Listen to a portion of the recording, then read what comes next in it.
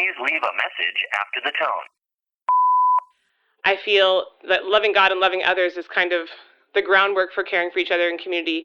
And when we love God, we get to see his goodness come to be in our communities with people around us. And so we create that space, we create those communities by being authentic with each other, by being vulnerable with each other, by being willing to listen and learn. And so I'm just really passionate about what it means to walk with Jesus, whether you're in joy or in pain. Reconciliation. What does this mean to you? This is the Journey with Care podcast, where we navigate honest conversations about faith, culture, and loving our neighbors. I am the host, Melvina Gabosh, and I am an Indigenous lover of Jesus.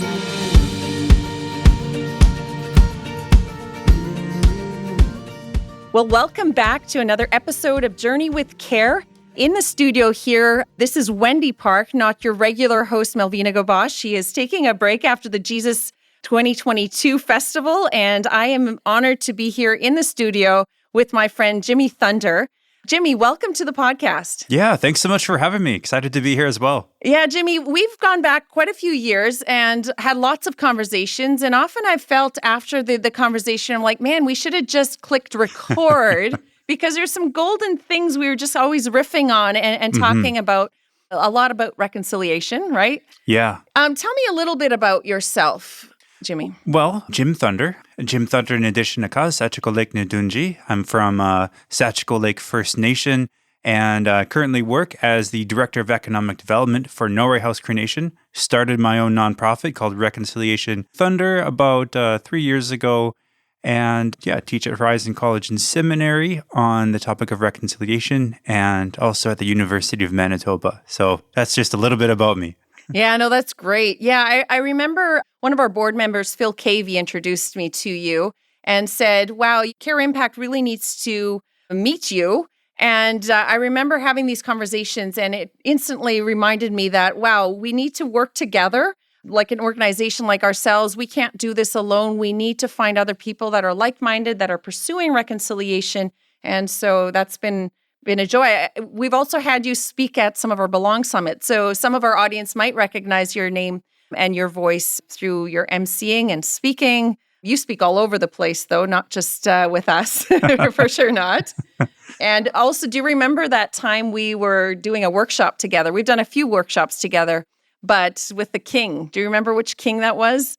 King John from the Magwari tribe in Uganda. That was fun during the pandemic. Oh, that was great. Yeah, keeping up with all of these online events that are going on. And that was really amazing. That was really something. Yeah, who gets to talk about reconciliation and colonization with the king in Uganda? That was very memorable. Yeah. Now, you also are married. I've met your wife. I know your wife. She's amazing. And you've been married now 5 years, I think? Yeah, 5 years. And actually last week would have been 6 years to the day of when I proposed to her. So I saw your video. Yeah.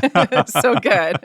Oh, yeah. That was a lot of fun to put together. Yeah, so we watch it even now, every year. It's the anniversary of the proposal, and then we have the anniversary of the wedding, and so I like following you guys on social media because you have the best date nights. Yeah. So if anybody needs inspiration in that, as a married couple, you guys lead well. Is it every week that you go on dates? Yeah, it feels like it. We try for every week, and sometimes it's just a movie. Sometimes we try something new, but we post about it But we didn't expect it to sort of take off as much as it did, It's, trying new things. We did axe throwing one time, and she taught me. How did that go? Oh, we didn't hit it. I didn't land a single one, Maybe it's a good thing. Well, yeah. And she taught me something in Patois at the end, and it goes something like, no some shame. You mean for tell me, say, you cannot throw one of them axe them good? You can really pull off that Jamaican accent there. Yeah, it's so funny. And then so we posted that one at the end of our date nights, and all of our Jamaican friends just thought it was hilarious. I don't know, there's something about my pronunciation or delivery, but that just cracks them up. Oh, that's awesome. Yeah, no, that's so good. I guess that's part of your prevention in reconciliation, right, for marriages? Is that your number one tip for reconciliation and marriage, do lots of date nights. Oh, exactly. And I think it's so easy to forget. It's so easy to just get busy, and just Right. not actually, because we schedule them, we schedule them on Fridays. Every Friday, just make time for it, and people forget to do that, and Got to be intentional, exactly, even with those closest to you. Exactly. Yes. I guess that's a good reminder. I'm going to have to go on a date with Harold when I get home. There you go. And how would your wife describe your vision and drive? You are a very driven person. Anyone that knows you knows that you've got a million balls in the air and you're juggling them all and very creative about it. But how would your wife describe to our audience your vision, your passion?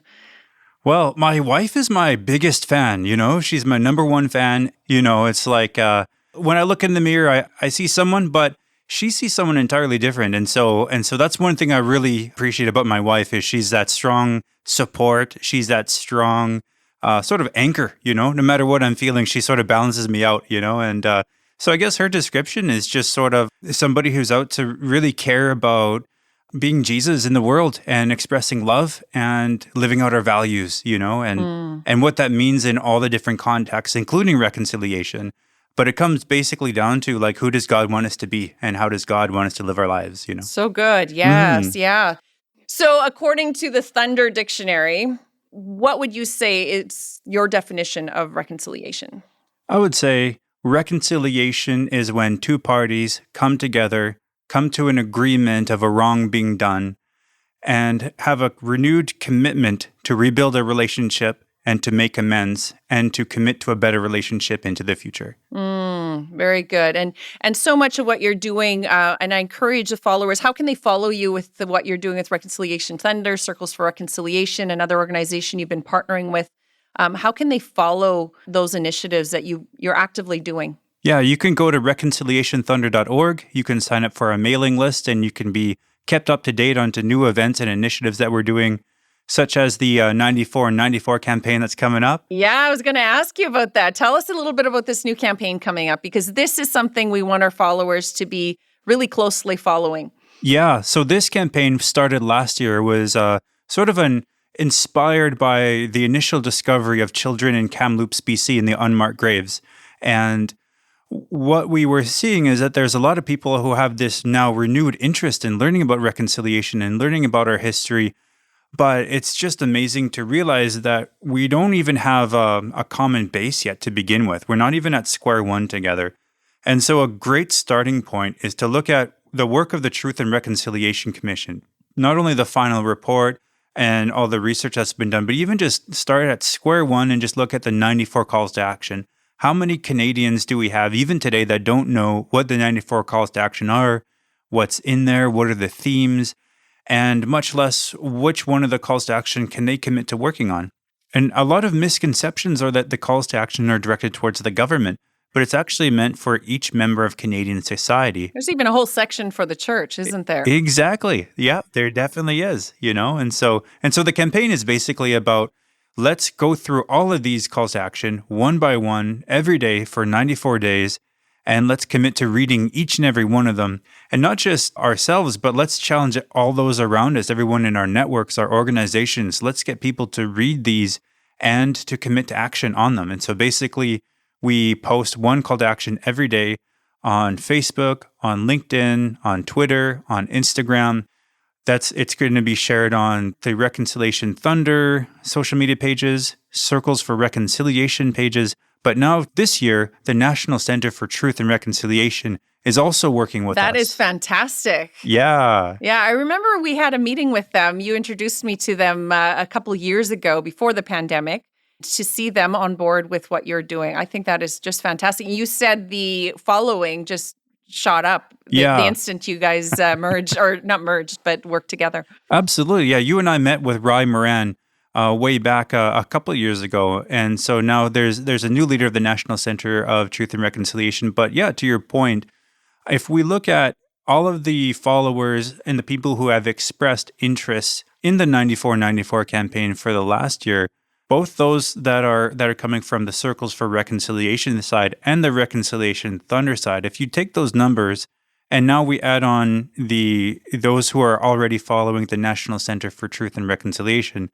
that number is about 10 times as big as what we have so far. So on day one, it's already going to be 10 times more effective on the very first day. Yeah, so let's talk to the audience that are listening here that maybe aren't connected to reconciliation. They're newer to understanding our Canadian history and the First Nations people. Maybe they're not part of, we're going to get into this yet about the Pope's visit. They're not from the Catholic tradition. Let's talk to that broader Christian audience, for example, that aren't connected. They're not Indigenous. How do they connect? What's in it for them, and what is it that they need to do? How would you love to address them in this 94 calls to action? Yeah, so when we talk about reconciliation, let's go back to the very beginning. When I defined reconciliation earlier, I said reconciliation is two parties coming together, coming to a realization of wrong being done, coming to an agreement of living together, rebuilding the relationship, and righting the wrongs that have been done. So that's reconciliation both on an individual level, on a group level, but even on a nation-to-nation level like what we're talking about. And I think it's really important for all of us, not just as Christians, but as Canadians generally, to know our history and to know what has happened and to understand the legal implications. I think that a lot of times Christians, we don't always pay attention to the legalities of what it is to be a Canadian. So for example, if we look at Section 35 of the Canadian Constitution, it recognizes that, First Nations are sovereign nations. So they're people that need to be reconciled with. And I think that sometimes we forget that actually is something that needs to happen just in terms of being a good person, a good Canadian person. Now, as Christians, I think that we have a larger obligation to unpack that even further and to express the love of God through conversations about reconciliation. Yeah, because if we go further back beyond the Canadian history, the time that Canada became a nation, and we look at Scripture, it's such a biblically rooted word and loaded term that is just the heart of God, reconciling us to himself, reconciling people to each other. This isn't something foreign that is a government issue. We don't have to be woke. Yeah. We have to be Christian, right? To really see that reconciliation is for us. It's not something out there that we have to be political or liberal or anything. It's actually what it means to be a follower of Christ, I believe. And so the 94 calls to action, this campaign that you're starting, how can people participate in that? What would you love to see the broader Canadian public to respond to this campaign? Yeah, I think to start by just elaborating on what you're saying, like reconciliation really is just about us being Christian. And it's actually a lot more simple than people think. Like we use the word decolonizing. Decolonizing is a scary word, but it's basically just asking ourselves, okay, so over the past 500 years or so, or 600 years, what has been added to our Christian beliefs and our Christian traditions that isn't actually originally from the Bible? So what are the things that people with political agendas and cultural values that we've sort of already added that weren't originally part of what Christ intended? And so specifically an example of that would be what is known as the doctrine of discovery or the papal bulls. Yes, let's go there. Yeah. Talk to our audience about that, because for some people it'll be very new. Yeah. Tell us what that is and keep going. Yeah. So essentially, it's so far back that we don't really think about it anymore, and we don't talk about it. And as Christians, it's like, well, what's that? Or even what's a papal bull? Because it's so far back into our history. And so essentially a papal bull it's sort of the way that the Pope of the time would sort of issue like these decrees or these teachings or laws.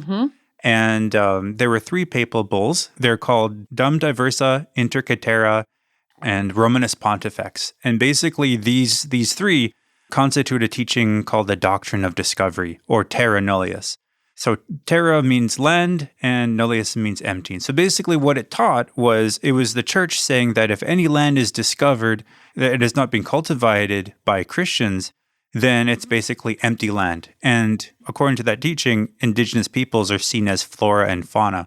So it's a teaching that was devastating to the Indigenous peoples of North America. And even though it's so far back, And South America, Central America, it's global too, Yeah. right? They had that. Yeah. Yeah, exactly. And so, Christians might think, well, that's so far back, it doesn't matter anymore, but it absolutely does. There were these cases known as the Marshall Trilogy, in which case the Supreme Court of the United States made a ruling using terra nullius. And what that did, it was introduced it into case law in the United States. And there was another case that happened in Canadian history that embedded the same thing into Canadian case law. And what that has actually done is really devastated the current living conditions for First Nations, Inuit, and Métis people in Canada. So it's been absolutely terrible. And so when we think about decolonizing our faith, it's about taking these things that should never have been there in the first place and getting rid of them and rejecting them. And it's also not just about terra nullius, but just, anything that we have within our Christian faith that is basically a moral defense of Western imperialism over Indigenous lands. It's something that we just got to get rid of because it's not something that Christ ever intended to be part of our theology or our faith or our practice. Yeah, no, that's excellent. Thanks for giving us a good recap over that. You do a lot of teaching on this too. I'm always your student, so I'm always learning new things. I picked up a few new things that I'm going to keep in my computer upstairs here for future conversations. But if you ever want to figure out what is Christian and what is culture, one way to practically challenge yourself in this, and this is for our listeners, is immerse yourself in another church where you are the minority, or when you are in another country, immerse yourself. And rather than judging and saying, how does their faith measure up and who are they, just sit there and see them as the image of God and say, what do I have to learn? What jars at me? It's okay that things jar at you because those are indicators actually that we're all made differently, and we can celebrate our differences. We don't have to be threatened by nonconformity. And there's a lot that I have learned over the years and continue to learn the more that I get to do networking for a living. How good is that, right? And so the more I interact with people different from myself, the more I actually learn the fullness of God. Because God is so expansive, right? We can never understand him fully. But as I get to know image bearers of Indigenous people, as I get to know image bearers within the Catholic tradition or the charismatic and all the denominations, we could go there as well. They're all cultures of themselves. We often can go into this morality or spiritual pride, systemic pride that we find ourselves that we've sort of got the corner on God. We have the theology, but it's good to surround ourselves with different-minded people and different cultures. God isn't threatened by our cultures. Yeah, and I think God allows us to embrace them, and I think that's to your earlier point about the denominations. If we look at how Christianity is expressed all over the world, and it just shows how God allows us to worship in our own way. Even today, in the church that we're recording in right now, like in the churches that we celebrate every Sunday in Canada, well, what language are we worshiping in and what instruments are we using? We're using... As long as it has Yamaha. Come on, Jim. Any Indigenous drums? No, but it is an issue. I kind of say it tongue in cheek, but people get the heebie-jeebies when they see a traditional drum made even for worship. Why is that? Yeah, it's like I was saying, like God does give us the ability to worship in our own culture. So we're worshiping in English and we're using electric guitars and drums and pianos. And these are things that we're comfortable with so that when people come to church on Sunday morning within their own culture, they're comfortable. And so the trouble becomes if we're only immersed in our own culture, then we think that the worshiping God using this culture is the only way to worship God. And so it becomes really beneficial, even just at the starting point. Go out and explore some different cultures. Go have some, cross-cultural experiences. Go overseas and just witness the culture and understand what is culture. Because a lot of times we don't think about the elements of culture. We're immersed in it. And it's not just folklorama and eating injera and sushi, right? It's actually in proximity with people. Because sushi is not made in the image of Christ. That person is. Yeah. Right? Yeah. And that's the key thing is if we don't even understand what culture actually is, then how can we meaningfully have conversations about faith and culture? And where do we see those interactions? Because when I was talking earlier about decolonizing, it doesn't necessarily mean that you just get rid of all forms of culture. Right. God is not asking us to go back and worship with harps and lyres and flutes and whatever else is described in the Old Testament. He allows us to use our own culture and to worship however we're comfortable. And so sometimes the best people to determine what is culturally appropriate are the practitioners of that particular culture. Right. It's like worshiping in spirit and in truth. Yeah, exactly. Right? Exactly. It's the authenticity of the heart that God's after. Yeah. Who is able to say whether or not we're worshiping in spirit and truth other than the practitioners of that one culture to other members of that culture? So I think that it becomes challenging when we try to evaluate how other cultures worship God and how other cultures praise God, I think the people to best evaluate are those Christian leaders themselves within each cultural tradition. Well said. Well said. And would you say, is God colorblind? That's I hear it a lot. A lot of people we don't see color. Yeah. We just love the person. Yeah, it's funny. I'm being a little facetious here. But. Yeah. And it sounds good, It sounds like that's a person who is being genuine and not being racist and that kind of thing. But, the hard truth of that is a form of racism. It's a laissez-faire racism. Because what you're doing is you're taking one aspect of somebody's whole identity and you're just erasing them. And when you do that, what do you assume? You assume that person is a practitioner of your own culture.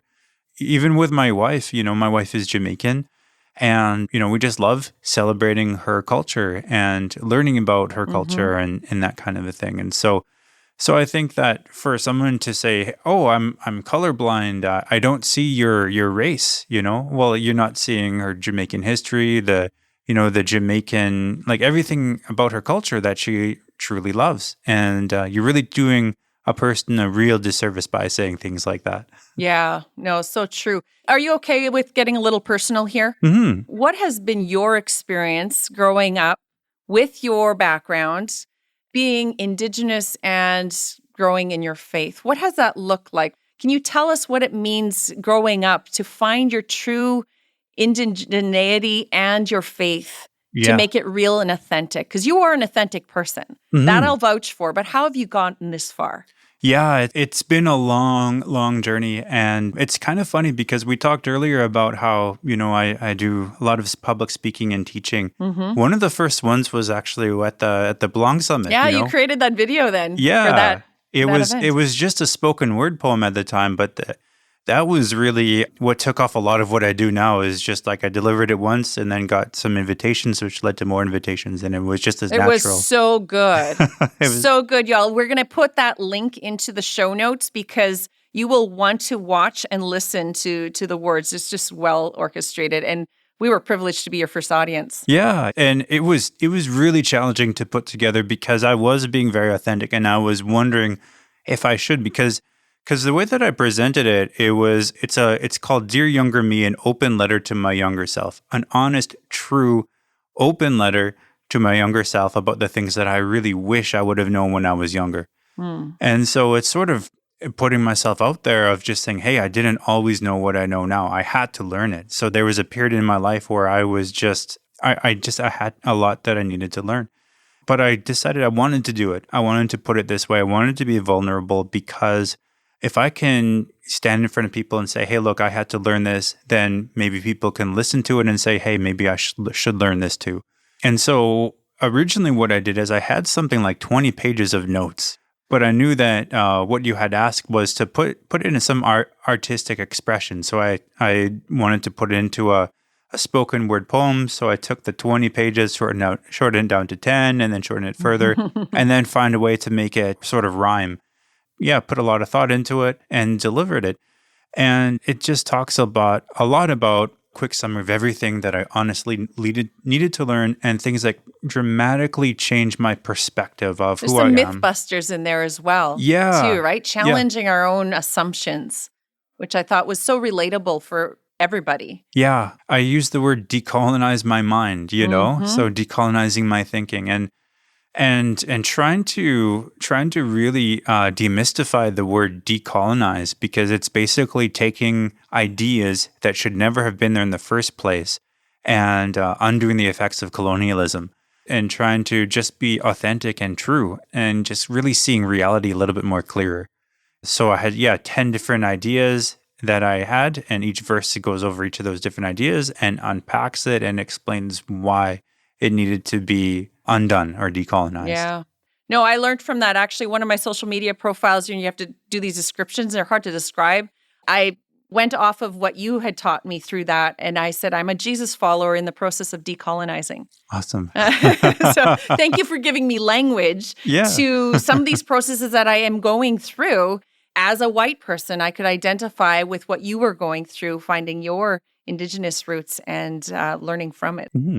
Hey, I'm wondering if we could really look at a recent piece of history, the Pope's visit. He was here now just in July 24th to 29th, so about a week. He came to Canada, Pope Francis, and they called this whole thing, this whole tour, the Walking Together. Good marketing, I'd say. It fits with Care Impact of doing life together, journeying together. But he was here and stopped in the provinces of Alberta, Quebec, and the territory of Nunavut.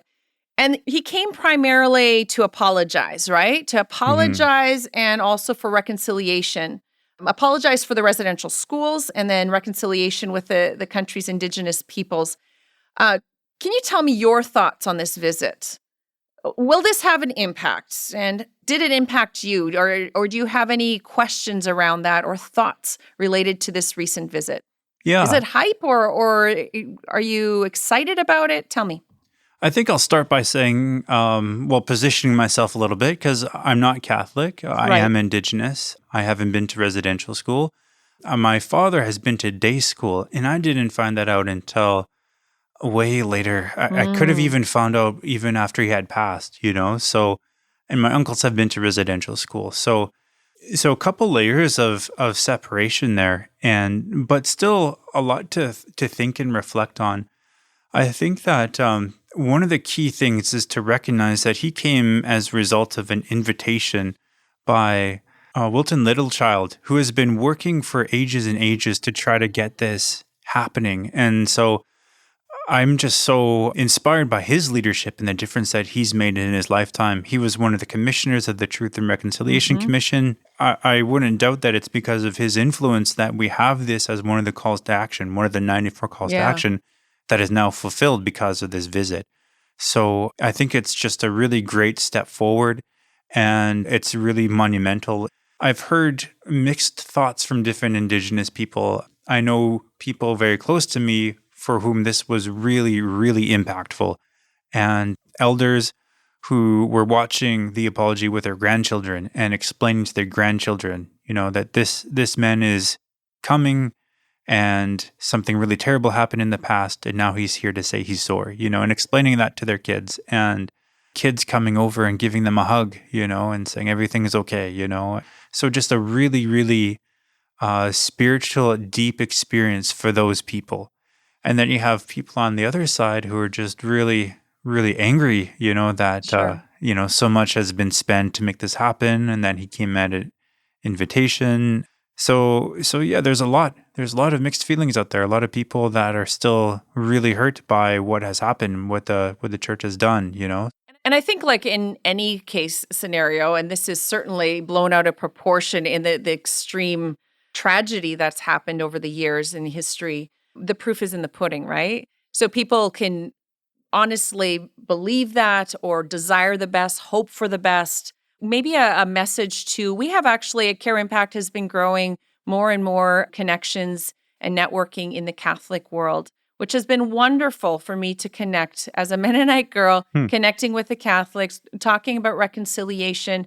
There's just been some really neat God stories that are happening across Canada. And I've seen the Holy Spirit where we've done church with priests and leaders within the Catholic Church that surprised even my own understanding and my own experience with the Catholic Church. Just so many good people that we have come in contact. But for Catholic believers, everyday people that would call themselves Catholic, would you have, as a person with Reconciliation Thunder, would you have any practical advice, even with the 94, this new campaign you're coming, is there anything practical that they can love their neighbors or be agents of reconciliation, really put the Pope's words into action?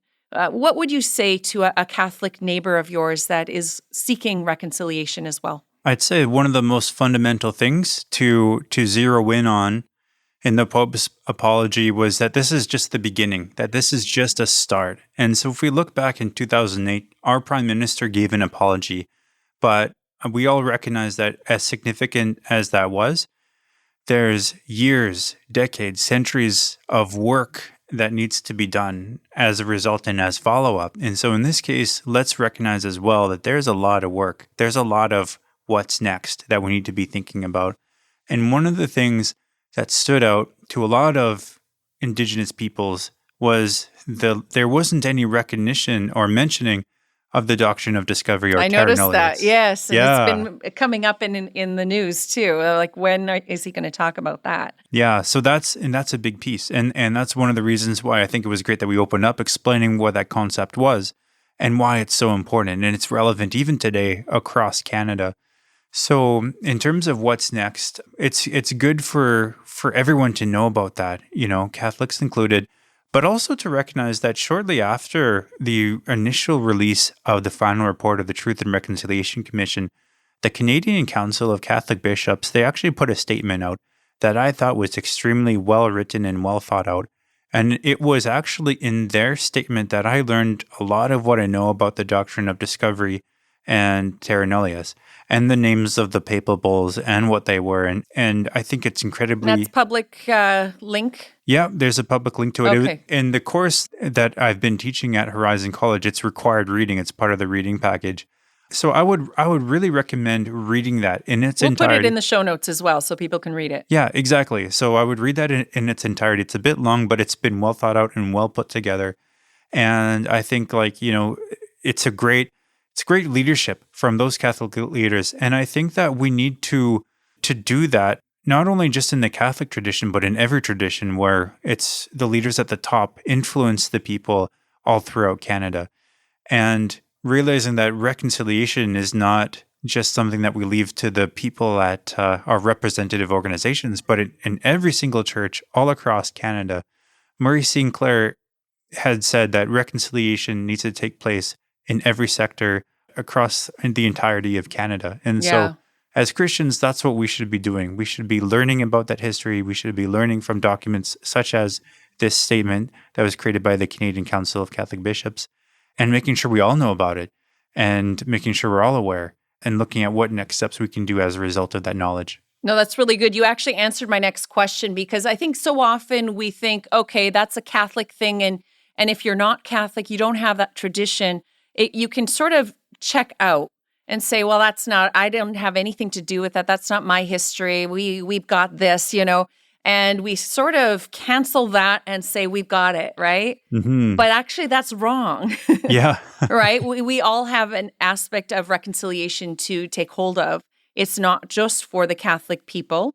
Not to mention that the church, the Catholic Church, the true sense of the Catholic word is the whole church, right? Mm-hmm. And we are not two separate bodies. We are one body. And if one suffers, we all suffer, right? And so it's a matter of how do we walk together in a good way as the church and represent unity. So I think that's important, that for all my non-Catholic followers of Christ, let's not check out on these things. We actually have to have a posture of leaning in and learning. I think a sign of growth is that we're always in a learning mindset, growth mindset. Mm-hmm. And as soon as we have a fixed mindset that we've got the corner on theology, we've got the corner on our positional statements of this, that, and the other thing, and we love all cultures because we go to Folklorama, we've probably minimized our ability to love, Mm-hmm. right? And so this is for everybody. I was actually reading through a different document. It's a letter to, I don't know if you've read this, a letter written by Pope Francis in 2019, right before the pandemic broke out. But he wrote a letter addressing young people and the church. And I know you have a young audience as well. You reach all ages. but you particularly as a non-old person, you have a way of connecting to younger generations. And I'm sort of intrigued by the Pope's vigor, differently than I've seen in the past. I've always had an intrigue since Pope Francis came into power, or whatever you call it.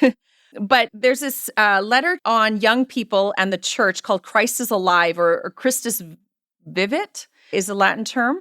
And there's a few statements that I would like to just point out. He says, make a ruckus. And so I'm thinking, wow, that's pretty bold for a pope to say, make a ruckus. And I think of reconciliation is making a ruckus. It's not just like, oh, let's just link arms and be good. No, let's get gritty. And I see the work that you're doing with Reconciliation Thunder and getting out there in social media. You're making a ruckus in a good way, right? We don't just let things slide. We're going to bring things out in the open. And as much as possible, Care Impact wants to continue to be voices with that and put that out there. And with our networks, we want your work to be seen. That's making a ruckus. So I think there's some synergy there with what is on here. He also says that it's easy. He also warns the young people that it's easy to fall into complacency or cynicism. And I think that goes for all people, not just the young people. But he warns us to not go into just be cynics and scoffers on the side. Get involved. Be part of the change that you want to see. It's also, he talks about in paragraph 41, it's okay to question our faith. Now, this is coming from a pope. I thought this was kind of fascinating. It had me intrigued. He says this, a church always on the defenses, which loses her humility and stops listening to others, which leaves no room for questions, loses her youth, and turns into a museum. Wow. Isn't that amazing? So I just want to share some of these words because this is an encouragement to you. He came here to pursue reconciliation, and I can't be a judge of the whole position. I'm not Catholic myself, but I thought those were some powerful words. It's okay to question our faith. Let's not be a museum. Let's not lose our next generation because we don't have to be defensive of our faith. We can be learners. It's okay. It's okay for me to have questions or not have it together, to be learners. And that doesn't stop me from being a reconciler. It doesn't stop you. We're always learning, right? It's really amazing because the last time that I was participating in an event at Horizon College and Seminary where I teach, it was a conference where you have the directors of different post-secondary higher Christian education institutions coming together. And they were talking about how this is now the first generation where there's a higher number of Canadians that did not grow up in the church than those that did. And we're seeing that shift. And they were talking about, so how do we be relevant? And how do we really think about how we're doing things? And there's a need to shake things up. There's a need to do things differently. There's a need for us to look at the core of what does it truly mean to be a Christian and how do you communicate that? And I think it's just a natural part of if we're doing God's work and if we're doing the work of Christ and we want to be the salt of the earth and we want to be the light of the earth, it's time to change how we're doing things. It's time to not just sit in our box where we're comfortable, right? Because doing things because this is the way that we've always done it. It's time for us to think about, well, what is the core that God wants us to truly do, and how do we package that? How do we share God's love? How do we share what God has done for us, and how do we make that be the core of our message, and not the exterior things of how it's packaged and the shell of it all? How do we really do that in today's generation? Yeah, and I think with that, we have to call out fear within ourselves, within our systems, within our churches, within our society. We need to call out fear and be okay with that discomfort. I often call it holy discomfort. It's okay to feel discomforted if it leads us to love better, because perfect love casts out all fear. If we love perfectly, we're going to call out fear. There's always going to be something within me tugging at me and saying, oh, but be fearful of this. But love can overshadow that. Yeah. There's a saying that you need to learn to be uncomfortable till you get comfortable with discomfort. And I think within the Christian experience, we can fall into, yes, God is peace, God is shalom, and we can be comforted by God. He is the good shepherd. But I think God came to make a ruckus. Yeah. God came to stir the pot. God came to woo us, and it was gritty. It was something more deep than just complacent. He didn't put us into sleep. He called the church to rise up. It wasn't a nap session and just listen and listen to what we feel comfortable with. Yeah. And I think that's incredibly important in the context that the Pope wrote the letter, because this is for the next generation. Yes. This is really a call out and a challenge for them, because God has a purpose for each and every one of us. And it's important for us to make sure that our youth know that, and to make sure that they know that God has called them to do these great things. And some of those quotes and words, it reminds me of things that I came across when I was a young person. It's actually a framed large speech of Nellie McClung at the high school that I went to. And some of the themes is just recognizing that you don't want your life to pass through like a cord. You want to have that knot where there's something that of your life that stays and sticks before you pass on to the next life. And also in the speech, it was a call out to young people to find your place and to change the world, because it's something to the effect of the speech was that it's the only thing that ever really has is a group of people, a small group of young people with a vision, and so I think that it's important for the young people listening to recognize that, and for us as well to give them that support. Us old people, right? Middle age. Are we there yet? When do we know we're middle age? We define ourselves wherever we think we're at. Okay. That's where we are. We're young at heart. Yeah, that's right. Well, I have to share one more quote then from this same letter in paragraph 162, because he writes to what you were just saying. And I think this really ties in well. You have to discover who you are and develop your own way of being holy, whatever others may say or think. Becoming a saint means becoming more fully yourself, becoming what the Lord wished to dream and create, and not a photocopy. Your life ought to be a prophetic stimulus to others and leave a mark on this world, the unique mark that only you can leave. Whereas if you simply copy someone else, you will deprive this earth and heaven too of something that no one else can offer. Wow.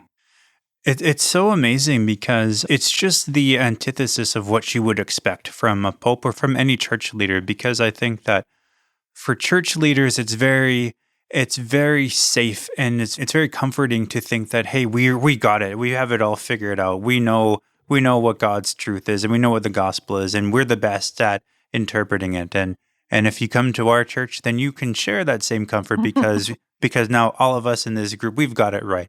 And the further people deviate from our interpretation of the truth, the further they deviate from God's truth. And so there's a lot of comfort in that. And so what he's doing is he's blowing sort of the cover off of that and saying, like, no, like, you trust God, the Holy Spirit is your teacher, and God is here teaching us, and he's okay with this difference. And it's okay with, asking these questions, because it always keeps us wanting to learn and follow and chase after God and who God is. And that, I think, goes hand in hand with what we were talking earlier about reverence or right. relevance, is just, this true, authentic relationship with God where you're constantly learning and trying to grow and try to be who God wants you to be. And that's the core of our faith, and that's what it means to follow Jesus. And I think that we're going to see a lot of young people coming up in this next generation that catch wind of that and are able to really shake things up for the generations to follow. And there's freedom in that, right? It's not this heavy doom and gloom. We've got to create reconciliation. We've got to fix the brokenness of our past. Yes, all of those things are true. And we can be our authentic self. We don't have to be photocopies. Yeah. Like, I think your authenticity that you bring into the room in whatever you're doing, whether in your professional as MBA, in your professional life, or in your Reconciliation Thunder, and all the different facets that you are involved with, you just got to show up and be you. Isn't that an encouragement to all of us to just be you? Yeah. God has created a space for each and every one of us, and like, even when we look back to other Christian leaders, Martin Luther King, he was saying that, if you cannot be a tree, just be bush. If you cannot be a sun, just be a star. But in any case, to be the best possible version of you. And I think that's what God calls for each of us, because if just by being ourselves and our own version of ourselves, we're just doing what God has called us to do. And one of the things, when I was a young person, I was thinking, am I smart enough to do this or to do that? And I just got this revelation one time, just in my quiet time with God, where I felt God saying to me, you know what? You're as smart as you need to be to accomplish the purpose for which I've called you, and then that was the last I've worried about it. And I think that we have to give that kind of assurance to young people, because it doesn't really matter that if your calling is the same as the person next to you. It's that you have one and God made it, and He's made you just as qualified and capable to accomplish the purpose for which He's created you individually. And you just got to be yourself. Just show up and be yourself. I think it's a challenge out there to not fit into a mold, but to find where God really has us and wants us to be. Now, I want to we have to close. I can't imagine closing this conversation because we could keep talking for hours, I know. But before we close, you know that Care Impact, you've been around, journeyed with us, influenced us a lot along the way. But Care Impact is all about connecting and equipping the church, the whole church, all denominations, to journey well in community with children and families. What ways can people bring reconciliation into their communities? There's a lot of children and families. At the end of the day, yes, we can look at all the statistics and the historical facts and the Pope's visit and all these things, but at the end of the day, right now, down our church's streets are group homes that they don't know about. There's single moms that are at risk of losing their children. There's youth aging out of care. There are just the statistics of addictions and suicide rates. That's reality in our neighborhoods. What advice do you have for people to really journey well in community with children and families? How can the church get involved? I think that there's so many ways that it's almost analysis paralysis. There's almost, I hesitate to say, but there's almost nothing that you can do that is really, it's better than nothing. And I there's think not a quick fix, is what you're saying. There's not a quick fix, and there's so many options. Part of what we're doing with our 9494 campaign this year is having a tool called a reconciliation plan and teaching people what that is and how to do it, because there's so many things to do. How do you put a framework of, okay, what's step 1, what's step 2, what's step 3? And I think using a reconciliation plan is a good way to start. So I would put that as a recommendation out there. But also just recognizing that, work that's being done in relationship with a posture of continuous learning is absolutely essential. And it's important to have that attitude. And if you have that attitude of and posture of learning, then you're going to go so far. You're going to go much farther than those who think that they have it already made and they've already decided what proper care looks like. Even from the Christian perspective, thinking that they already know what reconciliation should be, and their picture is far different from what we understand it to be. So a lot of those things I think are very important. And so just want to continue to encourage people to grow in their journey of learning and to build authentic relationships with Indigenous people and continue to listen to those Indigenous voices, because there are a lot of them out there and a lot of things published, and they just need people to hear and people to act on them. Mm-hmm. And reconciliation, again, is about relationship, right? It's not necessarily just an initiative or a campaign per se, but unless we get in proximity with people and get to know people, it can be a lot of talk. Yeah. It's really about bringing people together of different minds. And you knew that we, as Care Impact, we launched the portal here in Canada, the Care Portal. That's one of the reasons why we did bring the portal. It's a platform that connects the needs of the community to congregations that care right in their community. One of the problems we were trying to address is that there are caring people. I venture to say there's no jerk listening to this podcast right now. They're good people, right? I've met so many great people and people that do care. But like I said, they won't know. With the Privacy Act and our individualistic society, we just don't know who's in need and which neighbor and how to really go about it. We're sometimes afraid to knock on the door next door. And Privacy Acts, we don't know who's in care and where the group homes are, even though they're right in our backyards, even though prostitution's happening right in our suburban neighborhoods, even though the drug trafficking is happening in the gangs and all of these things. we can look on the headlines, but they're actually in our backyard, but we just don't know it. I was fortunate, my husband and I were working Salvation Army, and so that really opened my eyes as I worked with children and families. But there are a lot of good people that do want to care, but the problem that we're trying to solve with the portal is that when we build relationship, again, it's through relationship and building trust with agencies and frontline workers. They know where those children are. They're staying up at night for them. They know that if they could only get a few supports in a healthy community, mom could keep her children. They know that if this youth had a safe place to go for Thanksgiving and Easter and weekends and in between, that this aging out youth wouldn't fall into the trafficking. But they stay up at night with that, and these kids become statistics. And so as we build trust with them, to us, that's our act of reconciliation behind the scenes. We're not the front lines, but we find other people who are doing it. And then building a relationship with the church and finding these connected, loving people and saying, you know what, we have this academy. You've done some of the teaching for us as well for the churches that are participating. And we have this portal. That way, in 24/7, they can get real-time requests in their communities of all of these circumstances that I've mentioned can come to their inbox, so to speak, and they can actually build those relationships. It's a starting point.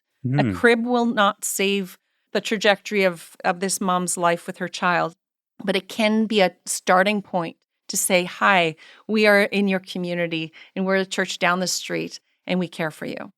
And that's just one way of reconciliation that we're finding. The demand is actually coming more from the agencies we're finding because they want more of the church. Even though they're skeptical of the church, they're saying, we want more of that. Because there's no hidden agendas. We're not putting tracks under the crib. Right? We're just helping churches to be the hands and feet of Christ. So I encourage the listeners to check that out on our website, careimpact.ca. You'll see the Care Portal tab. We're currently in a few communities across Canada. Winkler, we've just started there. Winnipeg is our largest site.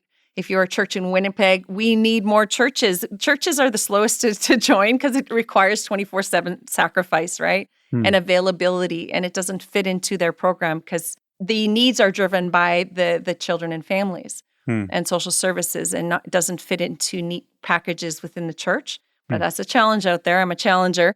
So we have Winkler, Winnipeg, Regina. We do have some activity in Niagara and in Leamington. We've just started their small activity there, just sprouting, and which we're excited about. And then Hamilton, we're doing a lot of work with the Catholics. And to be continued, it's a long journey. None of this happens quickly. When you see a dot on the map that Care Portal is active in that city, that's because years of work has gone into building those relationships. And so I invite listeners to pray with us and for the church and for the agencies, for the children and families in these communities. Our vision is to see it go nationwide so that the church can rise up. And we know, that the disproportionality of Indigenous people, not because they can't make it on their own, it's just because they're still suffering from generations and generations of oppression. And this is one way that the church can rise up. Any final thoughts that you would like to leave with our listeners? Especially to follow up on everything that you've just said about the Care Portal, is just to recognize how interconnected all of this is. Your success rates in school, your representation in, justice systems and in care, and the housing shortages, that lack of housing, that crisis, infrastructure inequality gaps on reserve, healthcare, and the inequitable access to proper basic healthcare. All of these things, these are all interconnected issues that are a direct result of colonialism and largely, to a large extent, of the Indian Act, because the Indian Act was never designed to be a long-term solution to anything. It was designed to kill the Indian and the child. Exactly. It had one purpose, and that was to eliminate Indians as a distinct legal category, and to eliminate them altogether and have there be nothing but just Canadian status all across Canada. That was its only purpose. And so when we look at all these problems that we see with children in care and people with all these different life challenges, inequitable access to housing, healthcare, justice, and so on. It's all a result of a system that was never intended to work in the first place, for which there's a need for major solutions. And we can't get there until we have people that recognize that and have buy-in and investing in these solutions. And dare I say the child welfare system, and I'm not here to harp on them, but it wasn't meant to parent children and to raise the outfall of residential schools. It just wasn't created for that. And I know we've been building a lot of relationships and we have difficult conversations. We're not going back in history and repeating it. We're going deep. We're saying, how can we journey differently?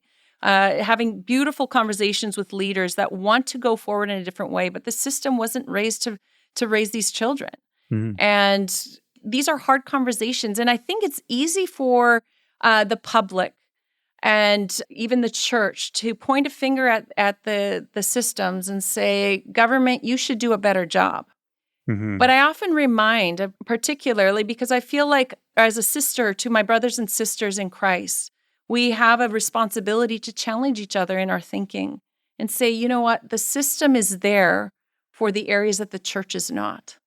If you look historically, it was the early church that took in the widows, the orphans, the foreigners, the oppressed, and they were the ones to raise up a new standard of value and dignity for humankind that no one else was doing. It was radical.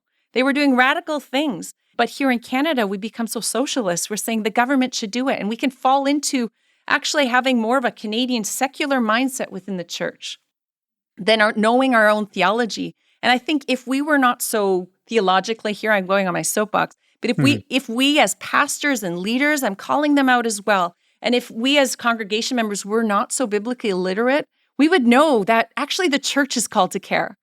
Not as ones that come with heroes, capes, and coming in and saving the day, but ones who walked with like Jesus did, who sat with and was present with others that were oppressed and brought hope and healing, not condemnation and salvation in the sense of we're going to fix you and rescue you, right? Jesus is with the oppressed. We know that.